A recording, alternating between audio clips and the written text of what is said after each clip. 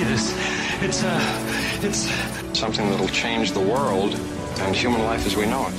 He knows. He's seen the light. When Monty talks, it's painful. Monty, you have been so instrumental in kind of pointing me in the right direction. It was about looking at your character defects in spirituality. It's the integration of clinical practices with the 12 steps. It's an absolute pleasure. He certainly knows a lot of people. He's got a lot of energy, and sometimes when you don't have so much energy, he picks you up and carries you. Having the Monty man there certainly helps. This is one of the places that is about the business of the solution.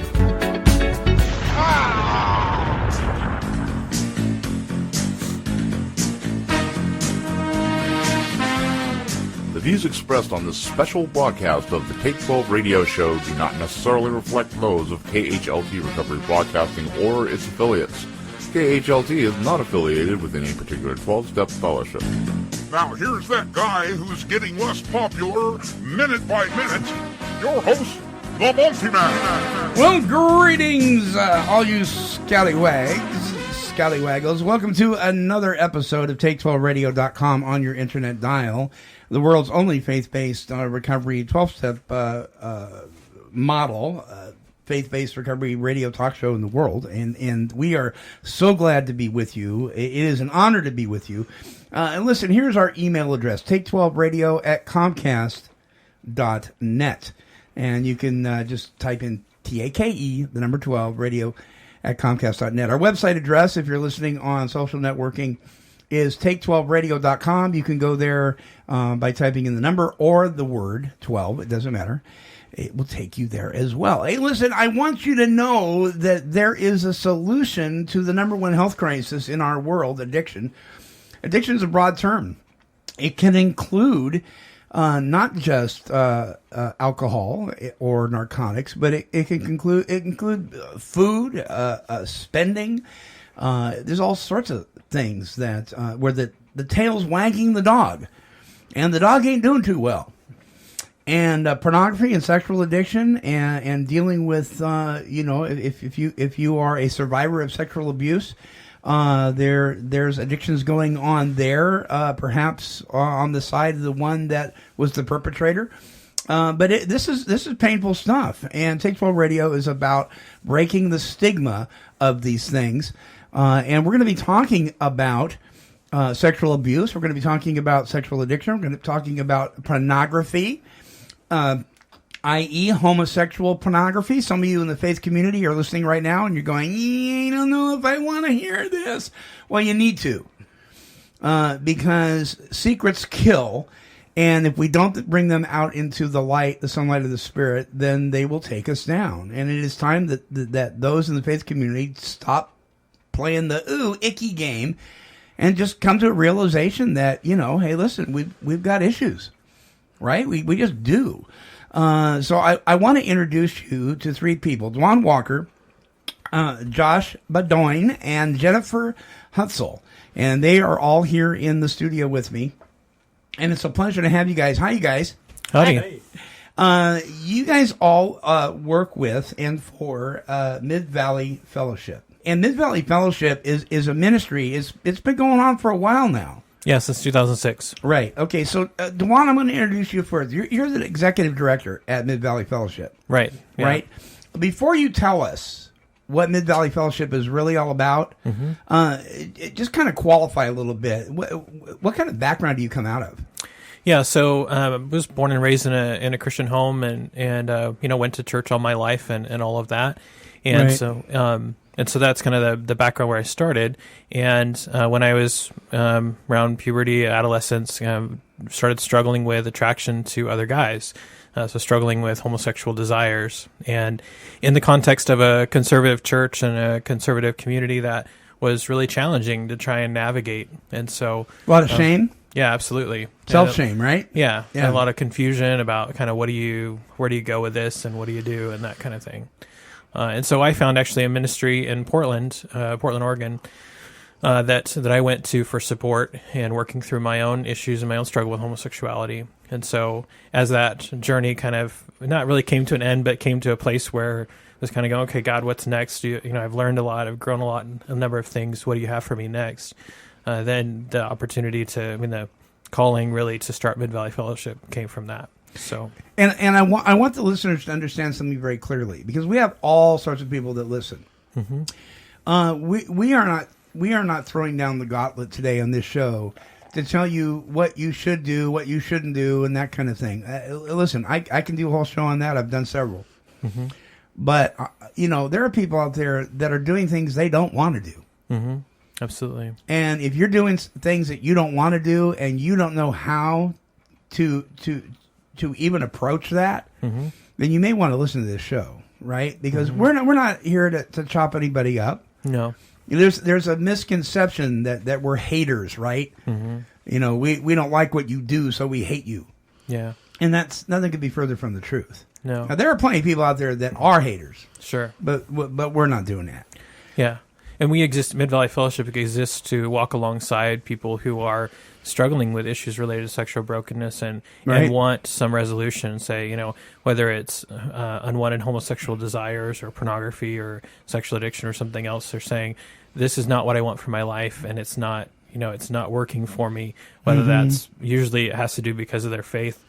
Right. They're saying, I feel like God's really convicting me about this, and it's something I need to stop doing. And so we then come in to walk alongside them and walk through those issues. So okay, let's talk a little bit more in detail about how you guys got started, mm-hmm. And what your primary focus was and what it has become. Yeah. So we started. After I kind of went through my process, I did a ministry internship at that ministry in Portland, mm-hmm.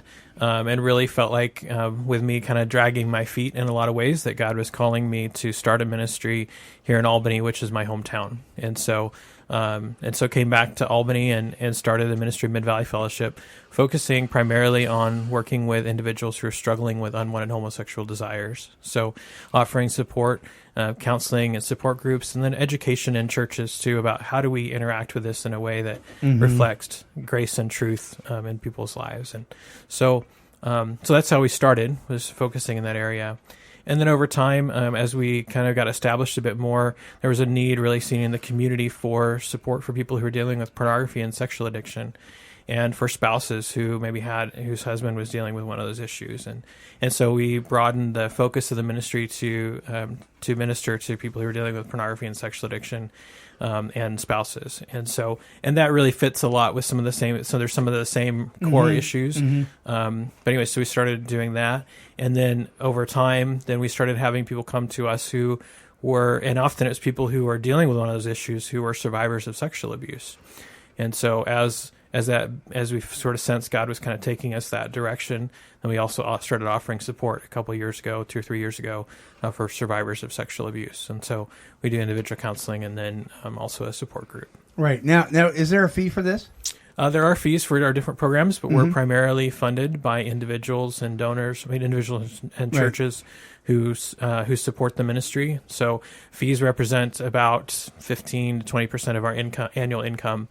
So really, it's just a way for people to be invested in their process. Are you a 501(c)(3)? We are, or 3C or C3 or whatever it is. C3, yeah. So, and I always tell people, because dealing with the treatment field and clinicians and insurance and all that kind of thing, people say, "Well, the cost." I go, "It's really not about what you're able to do as much as it's about what are you willing to do." Yeah, because we can work around those other issues, absolutely. Right? And we do. We work with people too, because our goal is for people to receive support, and so we'll try to be creative about how we can address that. But we want to see ownership. We want to see investment on their part in some fashion. You bet. So. You bet. All right, Duan, why don't you introduce Jennifer? Sure. So Jennifer Hutsell was our ministry intern last year. We actually, Mid-Valley Fellowship, developed an internship program to help people develop some ministry skills who wanted to move into this type of ministry or kind of just wanted to have some ministry skills. And so Jennifer was our ministry intern last year, and she's also volunteered for our support programs for a couple of years, and just great to have around. So that's Jennifer. Hi, Jennifer. Welcome. Hello. Thank you. So Jennifer, you come in with a little different background. Yes. You're a survivor of sexual abuse. Yes. What was going on? my sex abuse took place between the ages of 3 and 8.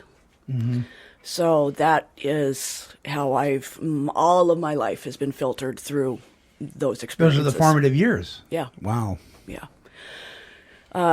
The sex abuse, as I said, filtered that and helped shape who I became and how I related to people and what I thought about myself. Thankfully, in those very same years, when I was 6, the Lord Jesus came to me, and I accepted him. And in the midst of the craziest parts of my childhood, I had a Savior that came. So he carried me through my life. But it wasn't until my husband passed away and we were both in our depths of methamphetamine addiction that I actually started to walk with Jesus. And that was about 5 years ago. So the interim life of learning how to live and relate and be in relationship with people really was distorted and unhealthy in so many ways. But through the power of Jesus, I've had the opportunity to find resources such as Mid-Valley Fellowship to develop and heal and develop new healthy relating patterns. You make a statement I thought was just amazing. You say, you started out in your bio, you say the story and gift of life that God has blessed me with begins with, and then there's your story. Yeah. So a lot of people, I travel in a lot of circles, a lot of recovery circles, and you'll hear people say things like, I'm a grateful recovered alcoholic. And somebody will go, how can you be grateful for that? But there's gratitude in your life. Yes, sir. Today. And some people are going, how could that be? Is it because of God? Oh, most certainly. Yeah. The life before Christ, life before my making that intentional decision to walk with him, I had other idols that were leading my life, and namely my husband. But when I was given the gift of peace, the immense, surpassing peace that I received in the moment of hearing that my husband had passed away, I knew that Jesus was calling me, that he wanted me, it's time to heal. I knew immediately it's time to heal. How did you get out from underneath the meth addiction? That's rough. I took 1.5 years trying to do it my own way. And it was rough. It was really rough and ugly. Yeah. Ultimately, I had the opportunity to, my third attempt at recovery was through Lynn County Drug and Alcohol. Yeah. And that program was successful for me. I was living in Oxford housing at the time. Oh, okay. So that helped to give me that accountability to remain clean and sober. Good for you. Good for you. I'm good friends with the executive director down there, Tony. Yeah. Yeah. Bless your heart. Right on. So there is light at the end of the tunnel. Yes. There is hope in hopelessness. Yes, there is. Right. And before we go to our first break, I want to ask you, I don't want to get in, I don't want to go off on a rabbit trail, but I do want to kind of touch on this. We know that there is a rather popular Christian family that has been in the news recently, surrounded around sexual abuse. And they've been ripped to shreds. And I get very angry about that. I'm very passionate about it. But, what has happened is something has come up from somebody's past, and it's come to the surface again by some people that really aren't well-meaning. Have you experienced anybody bringing stuff up from your past and throwing it in your face, or has it been a struggle? I mean, my experience with that was my husband. Oh, okay. Yeah. So, I mean, he used that continually, lots of things against me, and the enemy tried to work through him. But no, from the moment of his passing, Jesus has had a clench on my heart that he's been walking me through this process. So he's really protecting you. Yeah. Well, he protected me through the whole relationship, thing. Of course, definitely. Wow, that's amazing. Okay, so tell us a little bit about what you do at Mid-Valley Fellowship. I mean, Duan kind of said it, but let's get into some details here. What's your day like when you go there? Well, my time with Mid-Valley Fellowship is as a volunteer leader, small group leader, and so I work with them. In this past year, I've working with them only on Tuesday evenings through support program. The year prior to that, I was the intern and had the opportunity to do some study with them, one-on-one mentoring and serving the ministry in different ways. Prior to that, I was doing one-on-one counseling with Angela. So my relationship with Mid-Valley Fellowship has evolved over the years. Depending upon what my needs are, what the needs of the ministry are, and certainly following the direction of the Lord in both areas. Right. Well, great. Good for you. Congratulations. Thank you. Congratulations. All right, we got to take our first break. Don't go away. More with Mid-Valley Fellowship. We're going to talk to Josh next. We'll be right back. Hey, look! Running around in the meetings, gobbling up gallons of bad coffee, flapping his gums wherever he can bring a smile to a hurting face. It's Slogan Man! We know cute little platitudes and sayings on the wall in a 12-step meeting won't keep you sober, but they sure will make you think, consider, and even laugh your way through an otherwise crappy day. Can't wait to get to your home group to hear those slogans over and over and over and over again? No need to. Pick up a copy of the 12-Step Gazette and join the adventures of Slogan Man. Visit www.12stepgazette.com and subscribe today. Slogans and platitudes are no substitute for working the steps, but Slogan Man is very cool. Hey there, it's Monty Meyer from Take 12 Recovery Radio. Well, I'd like to take this opportunity to let you know about a brand new service being provided to those of you in the Willamette Valley and surrounding areas of Oregon. It's the ARS program, Addiction Recovery Services, being made available Tuesdays and Thursdays from 9 a.m. to 4 p.m. at Oak Creek Christian Center, located at 5775 Columbus Street Southeast in Albany, Oregon. If you or a loved one are living with addiction issues such as chemical dependency, alcoholism, opiate addiction, pornography, sexual addiction, eating disorders, or even codependency issues, we are here to help you. Here at ARS, we have resources available that you may not be aware of that can help you or your loved one recover from a seemingly hopeless state of mind and body. We offer experience, strength, and hope, as we have been there ourselves, and feel it imperative to assist you in obtaining the help you need to begin to experience the life you were meant to and created to enjoy. Well, perhaps you are not personally afflicted by any form of addiction, but you know and love someone who is. You've tried everything and feel at a loss as to what to do next to help.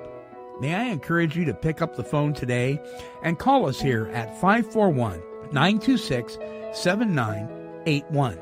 You can call Monday through Thursday from 9 a.m. to 4 p.m. to schedule an appointment with our Addiction Resource and Support Department.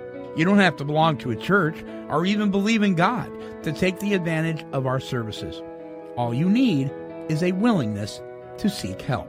That number again, 541-926-7981. That's 541-926-7981 to schedule an appointment. We look forward to hearing from you, and remember, you don't have to go through this alone. This is Tony Morosi from the recovery band Self-Esteem, and we're listening to the Take 12 Recovery Radio Show with the Monty Man on KHLT Broadcasting. 'Cause we all make mistakes sometimes, and we've all stepped across that line, but nothing sweeter than the day we find forgiveness, and we all stumble and we fall. All right, thank you, Toby Mack. That's his song, Forgiveness. Welcome back to Take12Radio.com on your internet dial. Recovery talk and positive music, 24 hours a day, 7 days a week. All right, in the studio is Duan Walker, executive director. Here goes my radio thing again. At Mid-Valley Fellowship, Josh Bowdoin and Jennifer Hutsell. Now, we just finished off talking with Jennifer, and so, Duan, introduce Josh to us. Absolutely. So Josh came to us for support a few years ago, and then this last year he also had the opportunity to do the ministry internship at Mid-Valley Fellowship, and so he's spent the last year really studying and learning a lot of things and growing in some incredible ways in the last couple of years. And so anyway, he's also on staff with us and helps out in some different ways in the office, and so it's a pleasure to have him here as well. Well, welcome, Josh. Thanks. I'm really glad you're here. So you're kind of going sideways. Started when you were early teenager too. Yeah, that's right. Yeah. So what's going on? What was going on back then? We'll talk about what's going on today here in a minute. But what was going on back then, buddy? Sure. About when I was around 14, I started finding pornography at my school. I started getting very addicted in that. Kind of the background behind all of that was my parents' relationship and just the dynamics in my family. My parents did not get along well. We were believers, but my mom did not accept anything from my dad. And there was a lot of pain that I felt as a result of that. I think I felt personally rejected just from seeing how she treated him and seeing all the hate and anger almost daily from her towards him. Wow. So I started withdrawing even before I started looking at pornography. Started getting into books, reading books for sometimes all night long. And then when I was around 14, 8th grader, I started finding pornography and avoided it like the plague at first, and then pretty quickly got very addicted to it and was spending many hours a day looking at it. Was homosexual pornography the first pornography that you stumbled across, or no? It was heterosexual at first. There were emails that I was getting in my email inbox, and I would delete them quickly, and then I started going to the websites eventually, and then after a while, probably a year or so, I started getting into the homosexual aspect of it. Did you have same-sex attraction? Prior to that, I had never even thought about it. No. So with the pornography came right. It was introduced. It wasn't the other way around. Right. Yeah. Yeah. Was that? I mean, okay, so you're a believer, and Yes. kind of like Duan. Yeah. I mean, were you like, oh my gosh, what am I going to do with this? Oh, I was Were you petrified? extremely freaked out. Every single time after I had looked at pornography, I would go home and cry out to God for help and commit to never doing it again, and just couldn't believe what I was doing and didn't want anyone to find out about it. And Yeah. very miserable. Yeah, yeah. So it's any wonder that more people don't take their own lives, right? Even believers. Mm-hmm.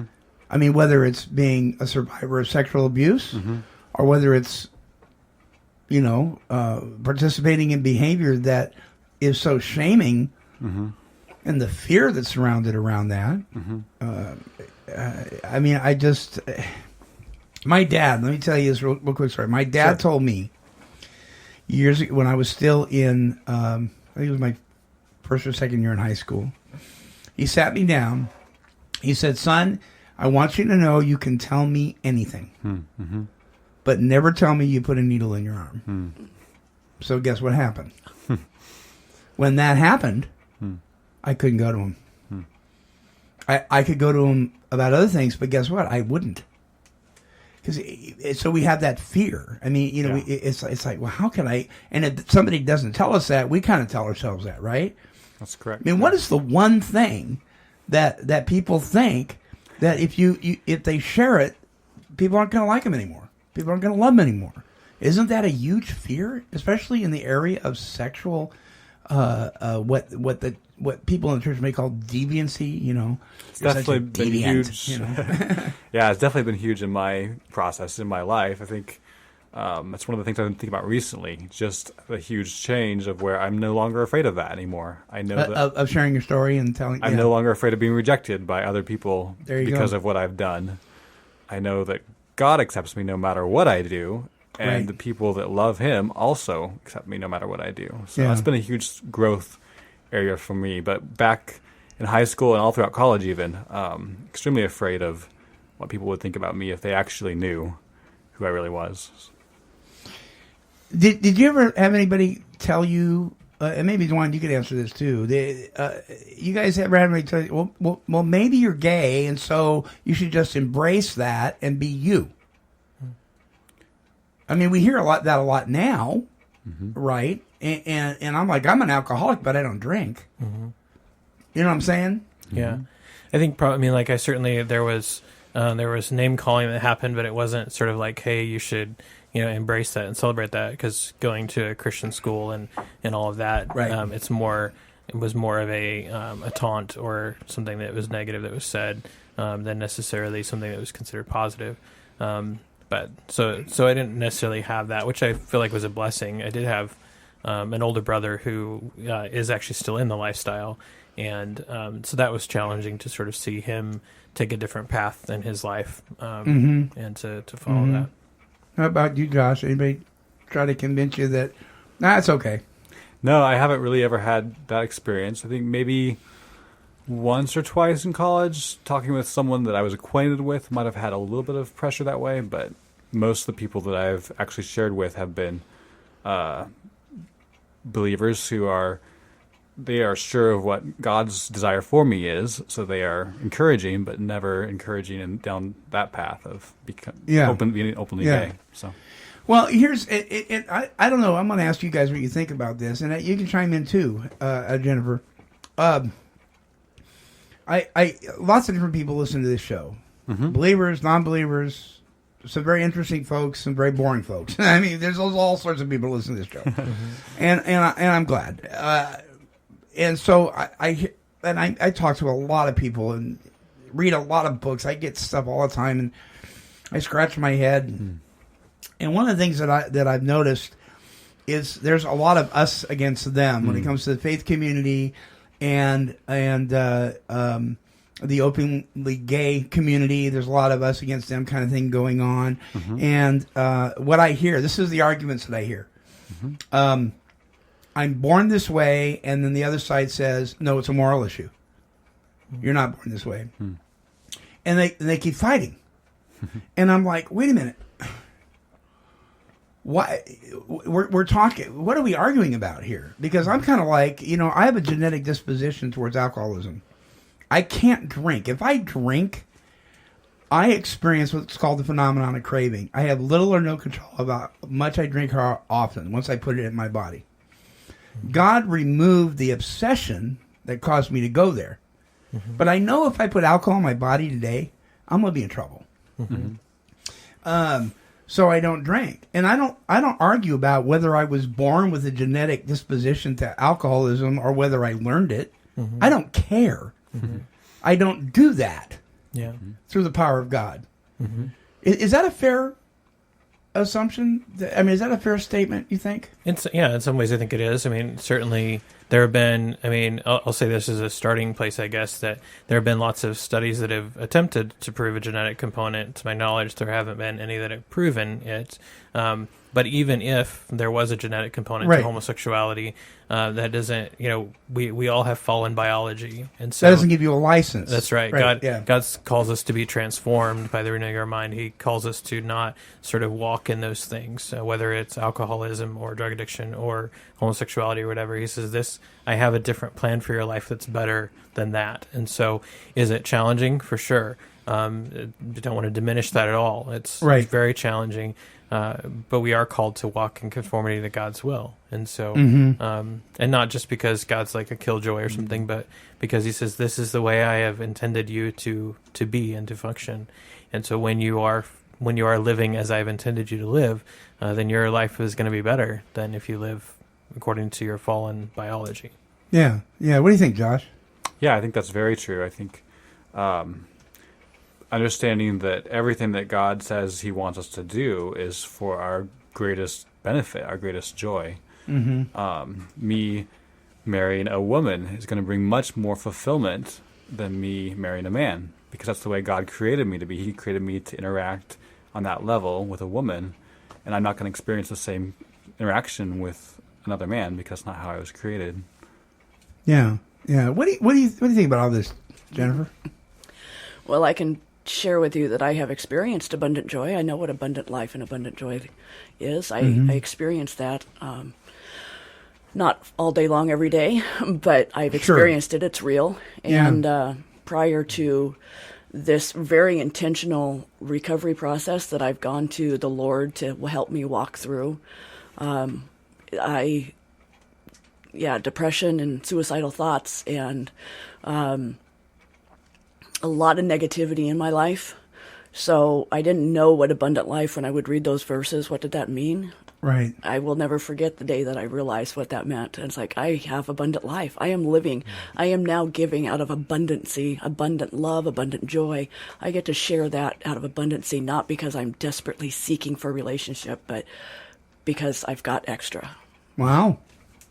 That's awesome. It is. I agree. That's an awesome deal. Mm-hmm. I'm proud of you. Thank you. And it all points to him, right? Oh, yeah, definitely. I would not be here without, I mean, it's his love, it's his life, it's his joy. Yeah.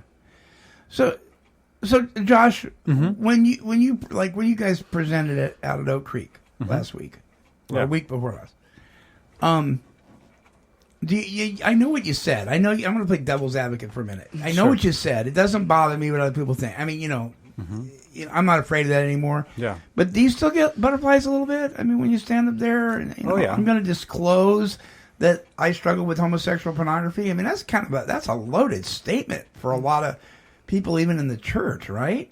Well, I guess I do get butterflies. I have them right now. I think it's more just the stage fright than actually worrying about what people think of me in those areas at this point. Because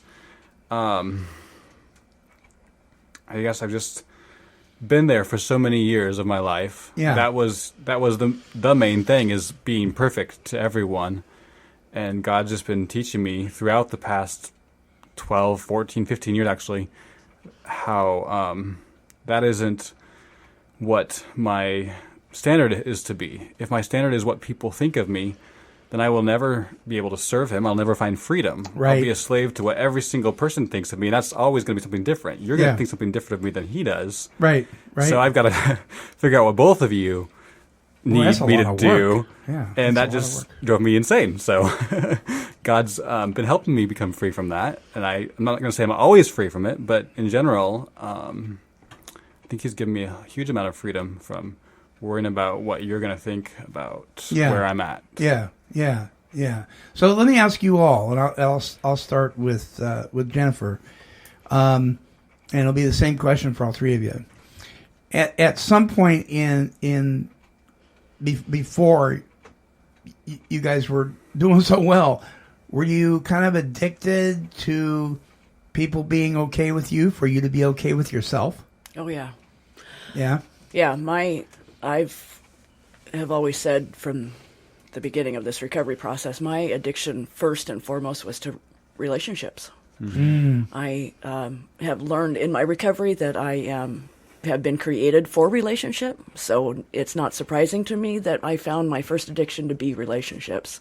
When I was surrounded by unhealthy people and unhealthy relationships, and I myself was very unhealthy. I didn't have any of these tools or techniques to live and make healthy choices, or had very few. Definitely the unhealthy relationship part was key to all of my addictions. Yeah. Fed into it. Yeah. Josh? You don't worry about it now, but were you when you were younger? I mean, very. Yeah. Yeah. That was, I told Duan once that in high school or in college, I realized I kind of have this accounting sheet with all my relationships on it, and I was always keeping track of whether my relationships were in the black or in the red. If I needed to add something to them to make them, a literal accept sheet? me, and no, it was in my head, but I could I could almost see it. Yeah. Every time I saw a person, I was like assessing where am I at with them. And, are they pleased with me or not? So it's a huge deal having people accept me and being perfect before them. Yeah. Duan, what about you? Yeah, I think that certainly the desire and the craving for that were there.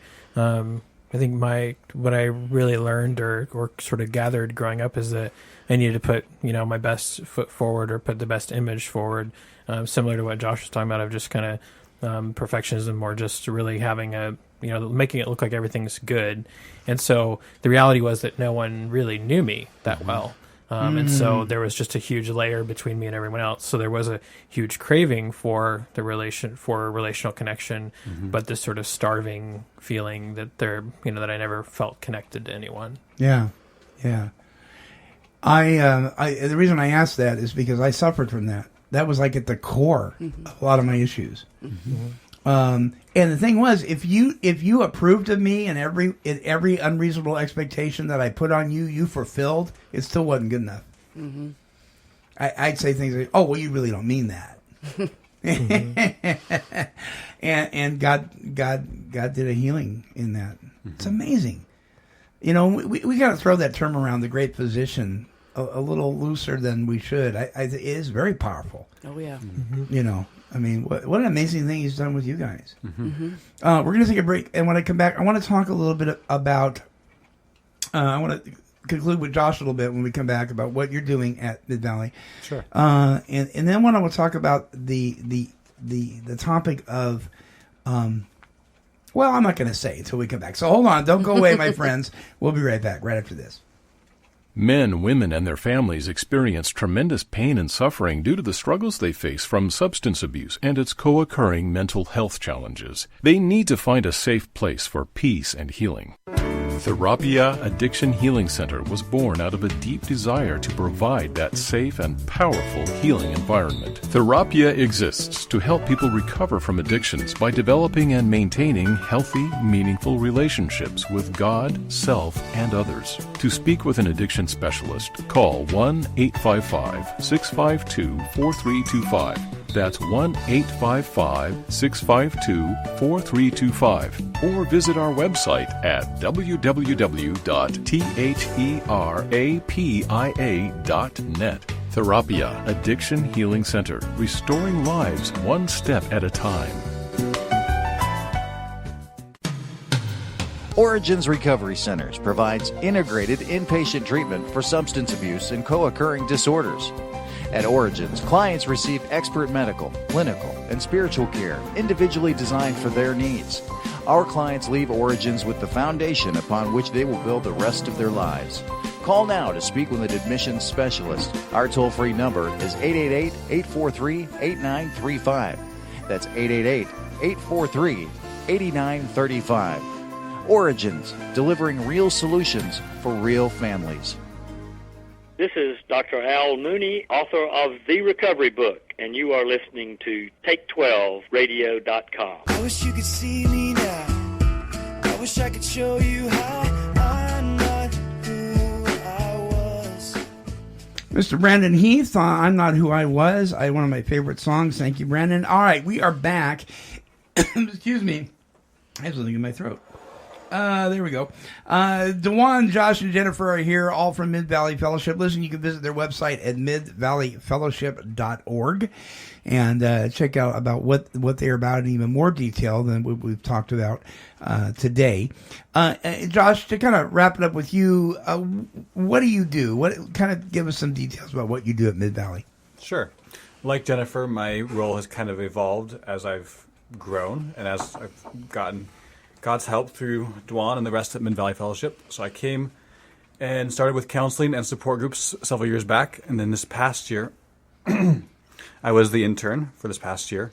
And then moving into this next year, I am working as the administrative assistant for Mid Valley Fellowship, as well as doing a second year of the internship where I'll be learning how to do counseling. So I'm doing that in addition to helping out with the support groups on Tuesday nights. So what's an administrative assistant do? So I answer phones, and I mail letters, and I call pastors, and I prepare handouts for the Tuesday night programs, and I schedule things and everything else that they ask me to do. Rub Duan's feet if he's sore. Well, maybe not that far. Okay, so you've been there a while. A little while, yeah. Yeah. Is this? I'll ask you first, and then I'll ask Jennifer. Is this something you see yourself sticking with, Mid Valley Fellowship, for the long haul, or do you have other goals and dreams in mind? I think this type of work, yes, I want to be involved in. As far as here in Albany, I'm not. Probably not. I was overseas in the past, and I see myself going back before too long. Okay, all right. Jennifer, what about you? I expect I'll be here for a while. Kind of in for the long haul? Yeah. Yeah. Well, good for you. And Duan's just a permanent fixture, right? Yeah, pretty much. That's good. Okay. I want to talk about some of the stuff that's coming up. Now, this is going to air on the 3rd. Is what you're doing, the gender question, is that going to be still in effect going on? Yeah. Okay, so we'll talk about that here in just a second. I want to talk about that word that Brandon Heath just said, forgiveness. Or, I mean, that Toby Mack said in the first break, forgiveness. I know that forgiveness changes us, and we do what Brandon Heath does. We're not who we were anymore. What role has forgiveness played in your walk, Jennifer, as somebody who's been a survivor of somebody, really violating you? I mean, what does that look like for you? My personal story, I learned how to forgive others as a young adult. When I first started my first round of abuse healing, somehow or another, the Lord helped me to forgive my perpetrator. And it wasn't until Mid-Valley Fellowship and bringing Christ intentionally into my healing process did I learn how to forgive myself. That was the most difficult. I had never forgiven myself for all the things that I have done in response to the early childhood abuse. Yeah. That was the powerful piece for me, learning how to... I could accept God's forgiveness. I knew He had forgiven me. The Bible says it. It's true. I accept that. But I hadn't forgiven myself. And there's another level of forgiveness involved with forgiving yourself. Did you think that you played a part in this abuse? Did you think that somehow it was your fault? Somehow. Yeah. Yeah. I didn't necessarily think that I asked for it. Right. But I was definitely guilty of something all of my life as a result of it. I didn't know what. Yeah. Yeah. But you're free from that now. Yes, sir. Oh, that's great. That's great, because that is a huge piece, right? A lot of people carry that around. Yeah. Like I said, I carried it all my life until, it was about 2.5 years ago that I went through a very intentional forgiving myself process. And I dug my heels in when it was a lesson that I had in one of my recovery programs, and I dug my heels in and I went to the Lord, and I didn't want to do this. Life was already so good. He had already done so much for me in my recovery process. If I forgave myself, how much better will it get? What more are you going to give me? What more is going to be expected if I take the step of obedience to forgive myself? And I didn't want to do that because I was satisfied with how good life was at that point. So, wow. But the abundancy. Yeah. The abundancy comes. You keep using that word. I love it. Abundance. I live it. We've got a whole movement amongst Christendom that usually refers to that word in the monetary. But then there's a whole other group, of those of us who understand that when the lawnmower doesn't work, when the water bill isn't paid, when you can't get your garbage is being collected in your garage because you can't pay the garbage bill, when you can't pay the school fees, when you can't even buy new shoes for years and years on end, you can experience the abundance of God in your life. Amen. All that other stuff, because that's all going to go anyway, right? Yeah. So Josh. Yeah. Forgiveness. How is your journey? I mean, I know that all of us, somewhere in our life, harbor resentments. Yeah. Right. If at nobody else, at the very least at ourselves. How's this been for you? This whole forgiveness thing. I think for me, the process has been understanding that there are people that need to be forgiven in my life. I think originally I saw it simply as my sin that I was responsible for, that I had done wrong, and I needed to be forgiven. But to learn that there were people that have hurt me, and that I need to forgive because they've done me wrong, has been a process. I think for me, it's definitely my mother, for sure, has entered into that. Just acknowledging how much I've been hurt by how she's treated my dad, and also my father, too, because he didn't always respond in the ways he should have to me or to my mom. So I've had to learn to forgive both of them after I've kind of come to see how I've been hurt by them. But I can't forgive someone I don't even until I recognize what they've done to me. Does that make sense? I have to first see what they've done to me before I can actually forgive them. Yeah. And then also the person who abused me, I've had to forgive him as well. And that was again, the same process. Originally, the first time he asked for forgiveness, yes, for sure. Then later, more recently, it's like, wow, he really did hurt me in a lot of ways. And then actually forgiving him for the hurt that he really has caused me is true forgiveness. Just saying the words of "I forgive you" doesn't really do anything until I actually understand how I've been hurt by that person. Are you still? Do you keep in contact with that person? For sure. Yeah, we're close. Okay. So. Does it ever kind of in your head, or I mean, No, I don't think it does, because he's shown a lot of repentance and regret for what he did to me. So right, and God's really brought you through a healing process. Yeah. Duan, what about you? What about you in forgiveness, man? Has it been a process, or was it something that came easy for you? Or I think it's definitely been a process, and certainly, even down the road a ways. I mean, I went to Portland Fellowship about 11 years ago now to start my process, and so there are even times along the way that things have come up or had awareness of how a relationship or a situation or someone affected me, and needing to continue to walk in that forgiveness of that person. And so for me, I think a lot of it had surrounded probably my dad, and then actually my brother as well, just in the relationships that were there. And so yeah, forgiveness certainly was huge in being willing to let go of things, and also to let go of a lot of my expectations for what I wanted from particularly my relationship with my parents, feeling like it was supposed to be, something in particular, and wanting it to be that, and being willing to release that and release those expectations of them, so that we actually could relate without those expectations being in the way. So forgiveness is definitely a huge piece of that. All right. We are living in a broken world. People have been saying that for centuries, and and every century that goes by, people are saying it even more. I've been watching AV, The Bible Continues, and I was the part that really interests me, probably more than any other, just for me, was Caligula, one of the Roman Caesars. And this guy was he was a mess. He was a mess. And how he demanded that his image be put in the Jewish temple, and but even back then, his behaviors were considered a little twisted, even by the Roman government. But they tolerated it. A word I don't like.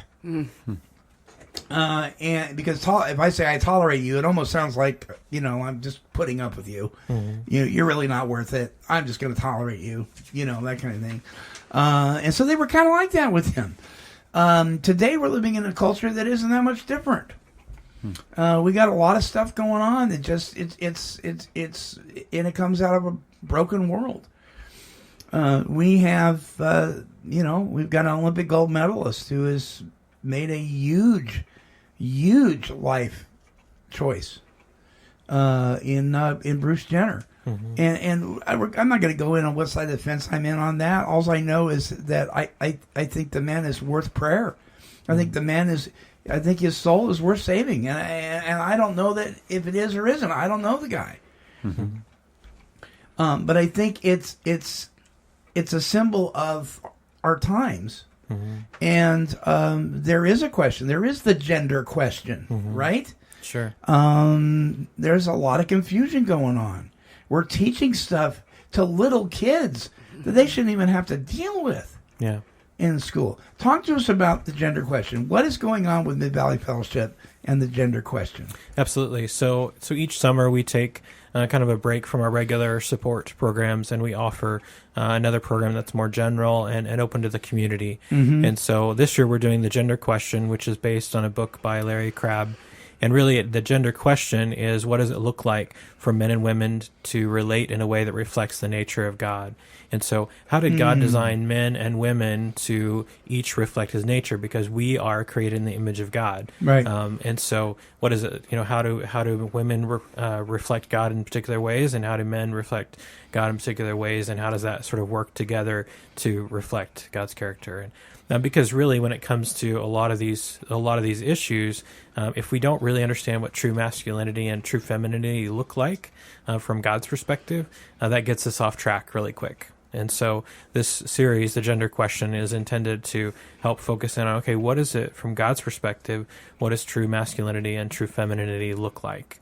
And the book that he wrote is called Fully Alive, which seems appropriate because when we are living the way that God intends us to be as men and women, then we're going to feel fully alive or have that abundant life that Jennifer was talking about. So this is airing on the 3rd, July 3rd. Is there one more session on the gender question? No, actually, there's quite a few because it goes through August 11th. So it's a 10-week series, started on June 9th. And so by July 3rd, there'll be, about 6 or something like that left. So people can go to midvalleyfellowship.org and can they get registered there? And they can go there and get all the information, and then they just show up if they want to, and we'll take care of it. So what I'm hearing you say is Mid Valley Fellowship isn't against femininity, isn't against masculinity, because we hear these words and we think, oh, they're anti, but no, God's for that. Absolutely. Yeah. It's just we have a thwarted view of it, what it is. Yeah, we're not really big on being against things. We're really big on being for things. Yeah, right on. For people and for God's perspective about masculinity and femininity and about life and about sexuality. I mean, God created sexuality, so it's not like he, missed the boat on that. He understands how it's supposed to work, and so we want to focus on what does it look like to live life in a way that's consistent with what God has to say. Okay, so there's somebody out there listening today that is, really full of shame. Mm-hmm. I mean, you can't have as many people listen to this show out there without somebody full of shame. Mm-hmm. We know that when it comes to addictions in general, and that's a broad statement, but we know that 1 in 5 people are in active addiction of some kind. So it afflicts 1 in 5. It affects everybody. Everybody. I mean, I could drive down the road and be diabetic, and I'm probably not going to affect the guy that's 10 miles ahead of me. But if I'm driving drunk, I'm going to affect the guy 10 miles ahead of me.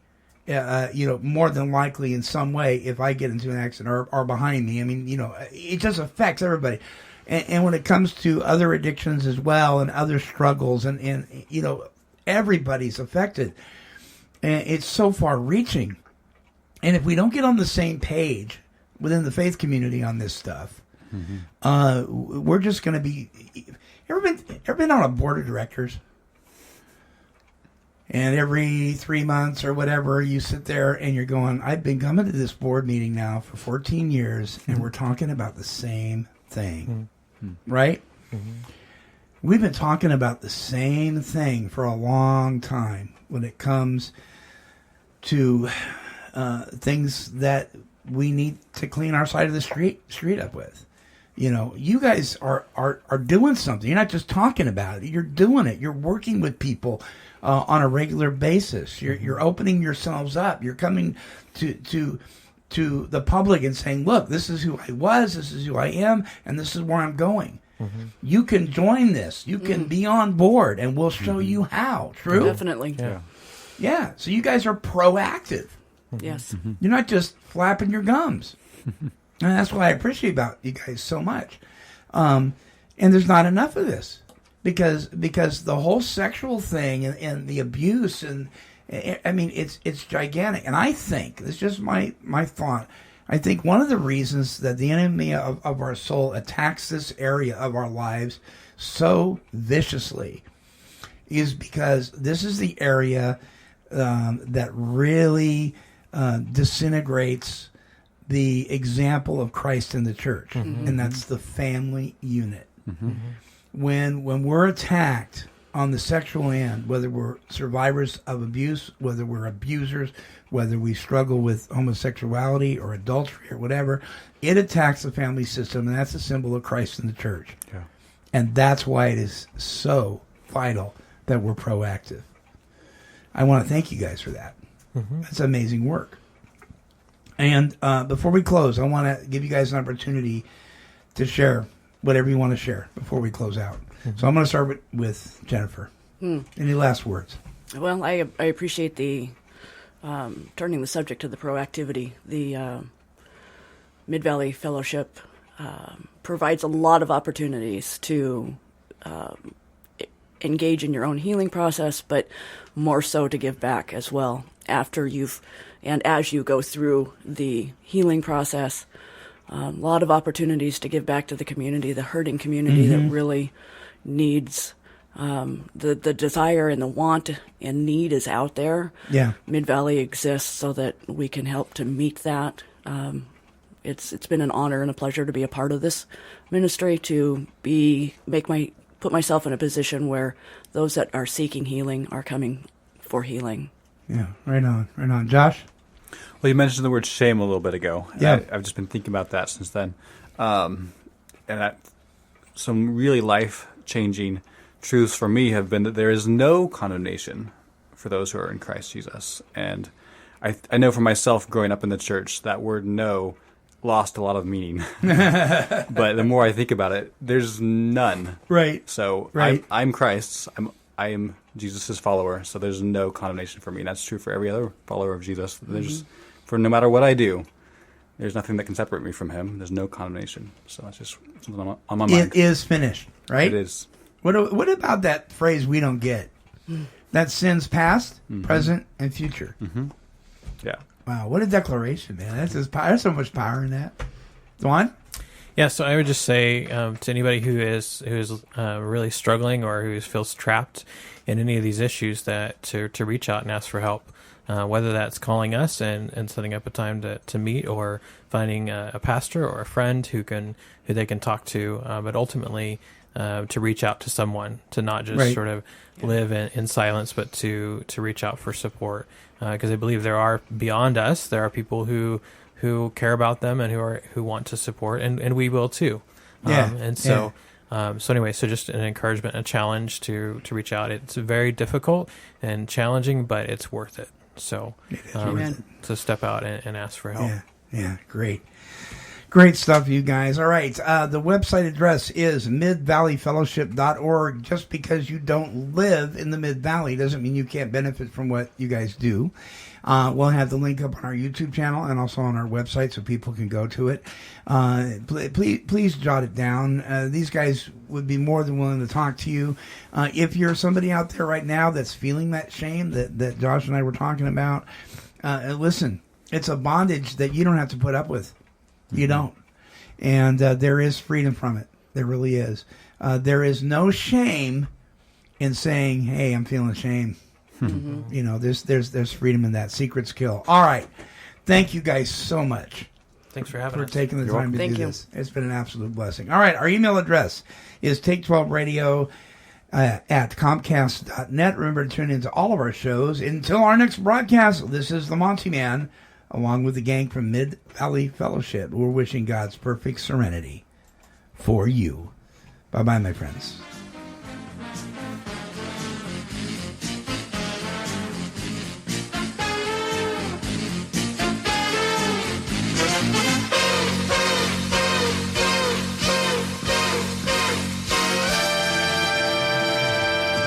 This has been a broadcast of KHLT Recovery Broadcasting. Kitty, kitty, kitty, kitty.